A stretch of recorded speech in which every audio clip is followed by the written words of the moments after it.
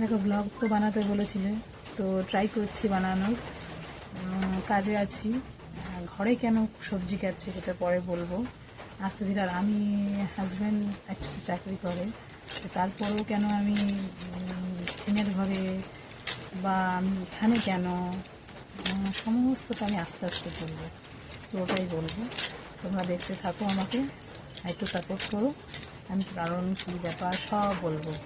যেটা ঘর, যেই ঘরে শুয়ে আছি সেই ঘরেই আবার সবজি কাটছি, পুজো হচ্ছে, একই ঘরে সব, শুধু রান্নাটা পাশের ঘরে হচ্ছে। তো কেন বা কিছু, সমস্তটা বলবো। যাই হোক, এই শুরু হচ্ছে আমার ব্লগিং। সাথে থেকো, পাশে থেকো।